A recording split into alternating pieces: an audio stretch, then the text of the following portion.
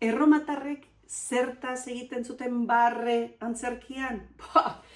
Bueno, egia esan erromatarrei ikaragarri gustatzen zitzaien barre egitea, baina batez ere gustatzen zitzaien esagerazioa, edo burla egitea, edo esate baterako burusoilei buruz barre egitea, edo asko gustatzen zitzaien bigarren esanahi hori zuten hitz jokoekin aritzea. Eta asko gustatzen zitzaien ere txisteak kontatzea. Ikaragarri gustatzen zitzaien. Eta lehen, beste bideo batean kontatu dizuet, antzoki handiak zeudela, ez da horako antzoki, milaka pertsonak abitzen ziren antzokiak. Baina zeuden ere, monologistak, gaur egun ezagutzen ditugun monologista horiek, hau da, aktoreak bakarrik edo binaka edo herri ibiltzen ziren aktoreak.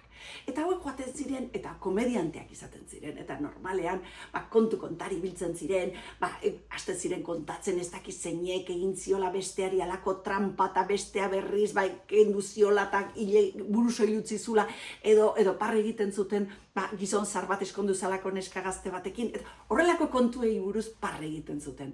Eta asko gustatzen zitzaien hoiei buruz hitz egitea. Eta gauza oso garrantzitsu bat, erromatar garaiko antzerkian, batez ere kalez kale eta herriz herri ibiltzen ziren antzerkigile hauek, ez ziren gizonak bakarrik, ez pentsa, ez. Emakume aktore asko zeuden, eta oso ona gainera, eta oso ezagunak. Eta asko gustatzen zitzaien, herrian jasotzea, aktore hauek, eta etortzen ziren, eta kontatzen zituzten, egiten zituzten beren bromak eta txisteak, eta alakoa eta biltzen zen parre algara batean, eta urrengo herrira joaten zirenen herri hartako kontua kontatzen zituzten. Eta horrek jendeari grazia handia egiten zion, eta benetan, garai hartan oso aktore handiak zeuden.